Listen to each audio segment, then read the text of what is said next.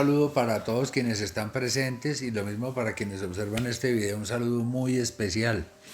Soy Andrés Jaramillo, director de Fundación Función Futuro y creador de los programas de la psicología bioética y el enfoque integral. Hoy vamos a hablar sobre algo que es muy entretenido, nos genera cultura en psicoeducación, cultura en salud mental, que es el tema de los síndromes y complejos psicológicos.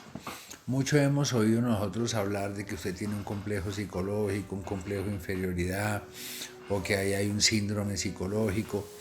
Tenemos que empezar a diferenciar. Hoy en día la palabra en psicología complejo y síndrome son muy afines. Antiguamente se entendía por síndrome algo más difícil, ya con componentes neurobiológicos, es decir, que ya habían cuestiones a nivel de cuerpo, a nivel de biología involucrados, y el complejo era puro psicológico, de la psique humana. Hoy en día se entiende síndrome o complejo por un conjunto de síntomas que agrupan una serie de comportamientos muy específicos donde hay uno o dos rasgos predominantes. Y generalmente son sacados de la mitología griega o tienen el nombre del fundador o los nombres de los cuentos infantiles. Por eso es muy entretenido entender estos síndromes psicológicos y entender de que en adicciones están muy presentes. El hecho de ser adicto no quiere decir tener síndromes psicológicos. El adicto puede tenerlos, como el no adicto también puede tenerlos. Y esto forma parte de todo lo que son las comorbilidades. Recuerden que patología dual como tal es ya cuando hay un diagnóstico psiquiátrico específico, pero cuando hablamos de síndromes y complejos psicológicos podemos hablar de comorbilidades, lo que está con la enfermedad. Vamos a empezar por el síndrome más frecuente de todos, que es el síndrome de abstinencia. Hoy en día se sabe que una vez que hay adicción se va a presentar síndrome de abstinencia. Estos son los síntomas secundarios, los síntomas indeseados asociados a la privación o a la retirada del consumo de drogas. Vemos que pueden haber síndromes agudos que se llaman por sus siglas en inglés AW, Acute Withdrawal. Withdrawal es retirada, acute, agudo. Entonces es el síndrome agudo de retirada de las drogas. Encontramos que hay episodios de PAW, que es post-acute withdrawal, que son síndromes posagudos de abstinencia, que se pueden presentar a veces a los 30, a los 45, a los 60, a los 90, a los 6 meses, 90 días, 6 meses. Entonces hay que estar muy enfáticos en que el síndrome de abstinencia se va a presentar en toda sustancia, en todo consumo de sustancia que genere adicción y cuando ya hay adicción. Entonces, la abstinencia está muy marcada, por ejemplo, en sustancias como el alcohol. El síndrome agudo de abstinencia del alcohol se llama delirium tremens. El delirium tremens es un cuadro clínico complejo que pues aquí hemos tenido muchísimo éxito en el manejo, puede llegar a ser incluso mortal si está mal manejado y se presenta por un lado por síntomas psicológicos, por otro lado por síntomas biológicos. A nivel biológico hay muchos temblores, la persona puede llegar a convulsionar, temblores en las manos, sudoración, que se llama diaforesis. Los ritmos vitales se enloquecen, la tensión arterial se sube, se baja, la frecuencia cardíaca igual se sube, se baja. Incluso hemos tenido casos de que la temperatura también se sube o se baja con hipertermia o con hipotermia. Entonces, ya con los síntomas psicológicos básicamente es un delirium. Cuando hemos hablado de delirio ya forma parte de las enfermedades mentales, pero el delirium es diferente al delirio. El delirium es un cuadro clínico aislado, ¿sí?, que está inducido en este caso, por la abstinencia de alcohol. Generalmente las personas entran de pronto con una buscadera de objetos o una organizadera o pueden ver insectos gigantes, insectos metálicos que los están devorando, que están caminando en las mesas o en la cama. muy frecuente es ver la presencia de fantasmas, de personas que han fallecido de la familia y los ven, incluso llegan a hablar con ellos y todo. Entonces todo esto forma parte del síndrome de abstinencia agudo de alcohol. Ya en las pastillas, en la farmacodependencia, también es muy peligroso el síndrome de abstinencia. Estamos hablando de medicamentos como la Zopiclona, el Zolpidem, las benzodiazepinas como el lorazepam, clonazepam, alprazolam principalmente, que son las que más se usan, y requiere de una retirada, un manejo generalmente con terapia sustitutiva o un descenso en gradiente negativo dependiendo de qué tipo de sustancia sea, como también es con los analgésicos. Todo lo que es el tramal, el sinalgen, todo eso va a presentar un cuadro de síndrome de abstinencia agudo. Ya con los opiáceos, con la heroína, también se necesita un manejo clínico, una intervención clínica. Y para el síndrome de otras sustancias, nosotros pues lo manejamos de una manera muy humana con medicamentos que van a ayudar a no sentir tanto la privación, y la molecular que ofrecemos en el programa Función Futuro ayuda muchísimo en el síndrome de abstinencia. No sustituye los medicamentos, no sustituye la terapia, pero ayuda muchísimo al proceso del restablecimiento de la calidad de vida en abstinencia. Ya nosotros vemos el síndrome de consecuencia, que lo he postulado incluso en mi primer libro del 2008 sobre las adicciones. En el nuevo libro hablo bastante de él, que son los síntomas asociados a la consecuencia del consumo.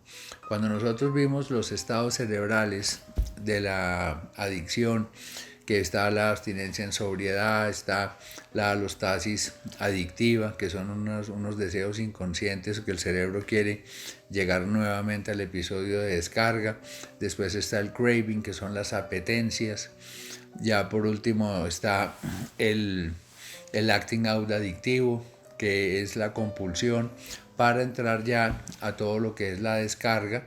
Y después de la descarga viene lo que se llama el efecto rebote. Este efecto rebote es el síndrome de consecuencia. Puede durar 20 días, puede durar 3 semanas, porque cuando el cerebro, por ejemplo, sobre todo es muy presente cuando la persona dura 2-3 meses, limpia y tiene su episodio de consumo, un episodio de recaída, viene esa descarga de dopamina y eso desbalancea completamente la química cerebral. Entonces la persona se va a sentir abrumada, se va a sentir agobiada, se va a sentir con desesperanza, y son una serie de síntomas característicos que conforman el síndrome de consecuencia. Dentro de el alcoholismo es muy frecuente el síndrome, en casos extremos de alcohol, el síndrome de Korsakoff, que siempre está asociado a la psicosis de Wernicke. Entonces hay casos extremos, por ejemplo, de movimientos involuntarios de las cuencas de los ojos, de las manos, muchos dolores articulares, pero generalmente el síndrome de Korsakoff está asociado por una sensación de desgano, con una sensación de profunda desmotivación, en algunos casos somnolencia, que están asociados a que el consumo de alcohol ha venido acabando y degradando completamente la metabolización de la vitamina B1, la tiamina. Entonces, por eso es indispensable el consumo de tiamina, especialmente en el síndrome de abstinencia agudo de alcohol, porque sin un síndrome agudo de abstinencia de alcohol hay un síndrome de Korsakoff no tratado, puede ser mortal. Por eso es indispensable altas dosis de vitamina B1. En casos extremos tiene que ser intramuscular, 3, 4, 5 centímetros cúbicos día de por medio, y también día de por medio el complejo B. Este síndrome de Korsakoff, de todas maneras, en cuanto a la falta de metabolización de la vitamina B1, se ven casi todas las adicciones. Por eso la molecular que nosotros hacemos con el programa Función Futuro es muy rica en todas las vitaminas del complejo B. Nosotros importamos directamente las vitaminas del complejo B, son muchas. En algunos casos va carga hacia un lado, carga hacia el otro lado, en B5, en B6, en fin, pero es algo que va a ayudar muchísimo al restablecimiento del cuerpo. Ya desde el punto de vista psicológico encontramos el complejo de Eróstrato. Eróstrato era un personaje griego que vivía deprimido, triste, y él quería pasar a la historia y ser famoso, y dijo, no, la manera es quemar un templo y así me vuelvo famoso. Y él quemó el templo, pero él se murió en el incendio. Entonces el complejo de Eróstrato se aplica, es muy freudiano, a las personas que quieren brillar por lo malo, buscar reconocimiento por las cosas malas, por ser rebeldes, por ser anómicos, por robar, meterse en delincuencia, en rebeldía, anomía. Eso es puro complejo de Eróstrato, que es llamar la atención por cosas malas. Vemos también el síndrome de Munchausen, que es un síndrome que es fingir o apoyarse en una enfermedad para no asumir sus compromisos de vida. Está el síndrome de Munchausen por derivada, que es la madre que dice que su hijo está enfermo, incluso está enferma el hijo para no asumir sus compromisos o por locuras que tiene en la cabeza. Pero ya el síndrome de Munchausen puro, que no es por derivada, es fingir una enfermedad para no asumir los compromisos de vida. Esto lo vemos frecuentemente en el alcoholismo y en las adicciones de personas que pueden llevar 5 años, 10 años abstemias y dicen, no, como yo soy enfermo alcohólico, como yo soy enfermo adicto, yo no tengo que trabajar, a mí que me den todo, porque es que yo tengo una enfermedad. Eso ahí es un síndrome de Munchausen. Entonces la idea es, con un programa, con un buen tratamiento como son los programas Función Futuro, la persona tiene que funcionar y llegar a la autonomía. La autonomía es una facultad del carácter del autoabastecimiento de la propia cotidianeidad, y abastecimiento de amor propio surge la autoestima, de amor propio, de control interno surge el autocontrol. Entonces, una persona no se puede declarar libre hasta que sea independiente económicamente, y para eso es que está un proceso. La persona tiene que llegar a su independencia económica, porque el resto lo que va a buscar es ser independiente, pero con dependencia económica. Eso son, como se dice, mentiras del diablo. Eso no existe. Si la persona depende económicamente, no va a ser libre y no va a ser independiente. Vemos también el síndrome de Peter Pan, que es el de la persona ya mayorcita, de más de 28, 30 años, que sigue atenido en la casa, no produce, no tiene su autonomía. Ese es un síndrome de Peter Pan. Una persona atenida que, pudiendo trabajar, pudiendo vivir de sí mismo, siga en su zona de confort, en el demen en la familia. Ese es un síndrome de Peter Pan. El síndrome de Wendy se da tanto en mujeres como en hombres. Es el de ser complacientes, decir a todo sí, a todo sí, a todo sí.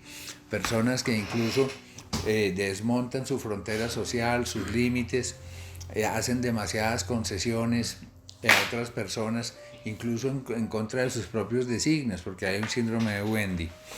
Vemos el síndrome o el efecto Hamelin, es un síndrome que postulo en mi último libro. Hamelin era un muchacho, un flautista, que en un pueblo fue invadido por ratones. Entonces el alcalde sacó un edicto de que le daba una bolsa de oro al que liberara el pueblo de los ratones, y llegó el muchacho con una flauta, tocó la flauta y se fueron los ratones detrás de él y se los llevó, y fue por la bolsa de oro y no se la pagaron. Entonces llegó allá otra vez con su flauta y tocó otra melodía, y todos los niños del pueblo se fueron detrás de él y los metió en una cueva. Entonces el efecto Hamelin es ese poder de arrastre que tiene el consumo de sustancias psicoactivas, que la persona termina abandonando todo por el consumo. Por ejemplo, con el bazuco hemos tenido casos de personas que se metieron una vez y fueron con la intención de durar un día en un fumadero de bazuco, y duraron 10 años metidos ahí. Quedaron ahí metidos. ¿Por qué? Por el efecto del síndrome de Hamelin. Entonces, el síndrome de Hamelin no se da en todas las adicciones, pero cuando se da es devastador, porque la persona abandona absolutamente todo, encantado, ¿sí?, por el consumo, así como los niños se fueron de sus familias en el cuento, se fueron de todo y se fueron para una cueva, que esa cueva es el consumo. Abandonan todo por el consumo. Ojo, porque ese síndrome de Hamelin es presente y tipifica muy bien todo lo que es el fenómeno del drive adictivo, que es cómo se tuerce la motivación humana, y la persona ya únicamente va a querer la motivación hacia el consumo. Ya no lo motiva familia, no lo motiva trabajo, no lo motiva dinero, no lo motiva sexo, no lo motiva vida espiritual, no lo motiva deporte, solo consumo.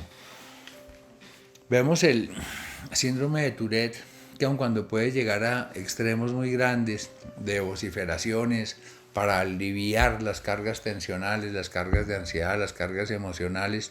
Es muy frecuente también en cuanto a tics nerviosos, movimientos involuntarios de hombros, de manos, de ojos, y ese es el puro síndrome de Tourette.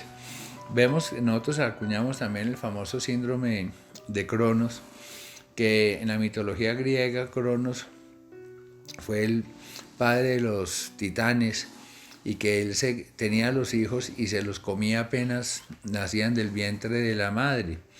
Y de uno de ellos pues se logró salvar y después lo mató, que fue Zeus. Pero este Cronos era un padre perverso, era un padre que devoraba a sus hijos. Entonces el síndrome de Cronos es el del padre que le hace daño a sus hijos, que los acaba tanto física como psicológica y emocionalmente. Entonces se da muchas veces en padres que son agresivos, que son perversos con sus hijos, que los ridiculizan, que los maltratan permanentemente. Eso es un síndrome de Cronos claro y marcado. Vemos también el síndrome de Fausto, que está marcado por una bulimia intelectual. Son personas que quieren leer, informarse, adquirir una cantidad de datos, pero no hacen nada con la información que adquieren. Es únicamente un aquilosamiento de información, de datos, de cultura, pero no tienen absolutamente ninguna validez operativa y funcional. Vemos también el síndrome de Cassandra o de Nostradamus, que es un síndrome que es el síndrome del fin del mundo. Básicamente, Nostradamus pues, es el profeta de las cosas terribles y también se ha llamado síndrome de Cassandra. Entonces, esto se dio mucho, por ejemplo, a la vuelta del año 2000, del 99 al 2000, en el 2012 con la famosa profecía maya, que es el síndrome apocalíptico. Sin embargo, suele darse también cuando hay problemas de delirio místico, donde la persona se cree un profeta y empieza a pensar de que forma parte del fin del mundo y que el fin del mundo va a llegar y que el fin del mundo. Y cuando la persona se obsesiona con el fin del mundo es porque hay un síndrome de Nostradamus. Entonces, son de especial atención, por ejemplo, otros síndromes, como el síndrome de la folie à trois, que es una palabra en francés que significa locura a tres, en donde tres personas se enloquecen y forman parte de un mismo delirio, de una misma psicosis. Lo vemos, por ejemplo, cuando una persona tiene un delirio místico y se cree Moisés o se cree Jesucristo, y la mamá también cree que es Jesucristo, y el papá de pronto también se mete en ese rollo. Esa es una folie à trois. En adicciones se da, por ejemplo, cuando las tres personas empiezan a psicotizar, el hijo adicto, los padres le dan plata para que consuma droga, el papá dice, no, yo prefiero darle la droga para que no tenga que salir, entonces va y le compra la droga. Son cosas que se dan en el síndrome de folie à trois en adicciones. Vemos ya, sobre todo en personalidad, depresión, suicidio, el síndrome de Empédocles, que Empédocles fue un señor por allá que se suicidó tirándose a un volcán, también para pasar a la historia. Y este síndrome se utiliza en el suicidio, que es cuando el suicida comete el acto suicida. ¿Para qué? Para suplir su autoestima. Lo ve como algo heroico, lo ve como el último rescate para mejorar su autoestima. Entonces, es característico de muchos suicidas. Y hay también que tener mucha atención en el suicidio con el efecto Werther, que lo hemos trabajado en las charlas sobre la depresión, que es que el suicidio, el acto tiende a ser emulado por las personas que tienen la ideación o la intención. Entonces, si salen los periódicos que una persona se tomó un veneno, entonces describen cuál fue el veneno, cuántas pepas se tomó, dónde lo compró. Lo más probable es que muchas personas vayan o algunas personas vayan a repetir el acto en las mismas características que lo hizo esta persona. Entonces, vemos que este síndrome es exclusivamente hacia el tema del suicidio, y ya dentro de personalidad vemos el síndrome de Robin Hood. Robin Hood, pues sabemos que era un héroe épico que le quitaba a los ricos para darle a los pobres, pero el síndrome de Robin Hood en psicología, eso lo hemos acuñado básicamente para tipificar la persona que se siente el héroe y que es el gran ayudador y que quiere ayudar a todo el mundo. Entonces alguien le pide plata prestada y así no tenga, le consigue la plata y se la presta. El gran ayudador. Y eso está mal, porque nosotros debemos saber dar y dar en justa medida, no se puede dar demasiado. El de síndrome de Robin Hood da en demasía. Entonces está también el que hemos llamado el síndrome del cisne blanco, que hace alusión al cuento del patito feo, que el patito feo resulta que era un cisne que estaba entre un rebaño de patos y se sentía mal porque era muy feo, porque era diferente a los demás, que resulta que era un cisne, y después cuando él se dio cuenta que era un cisne, se fue a donde los cisnes y se dio cuenta que era un hermoso animal y que no había tal cuento que era patito ni era feo, era un cisne y era bonito. Entonces, este se da en personas que se dice también que si nosotros metemos un águila bebé dentro de las gallinas se va a comportar como una gallina.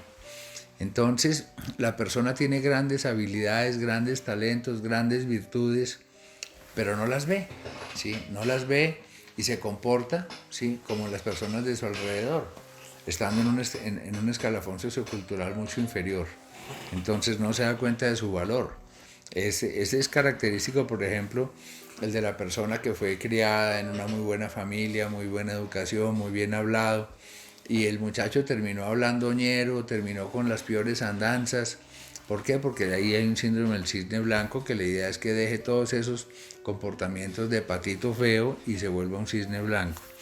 Vemos el síndrome de Caín, que es el síndrome donde nosotros vemos el hermano que acaba a su hermano, es decir, es un hermano malo, un hermano perverso que no ve la hora de hacerle daño a su hermano, y el síndrome de Agripina, que es el síndrome que está directamente asociado de la madre que seduce sexualmente a sus hijos. Ya dentro de este campo encontramos el complejo de Edipo, que Edipo pues fue una persona que mató a su padre para seducir a su madre. Es una leyenda griega, entonces esto se usa muy freudianamente para tipificar el enamoramiento del hijo hacia la madre, que es similar al complejo de Electra. Electra fue una mujer que también estaba enamorada de su padre fue asesinado por la esposa y por el amante de la esposa, y ella no descansó hasta que vengó su muerte. Entonces vemos que estos complejos de psicológicos, de Edipo, de Electra, síndrome de Agripina, están muy asociados a la sexualidad, y todos estos complejos psicológicos es bueno conocerlos para no caer en ellos, porque muchas veces por ignorancia terminamos actuando, terminamos haciendo cosas que no sabemos que son anormales, que son atípicas y que pueden llegar a ser patológicas. Espero que les haya gustado esta información. Muchísimas gracias. Les habló Andrés Jaramillo.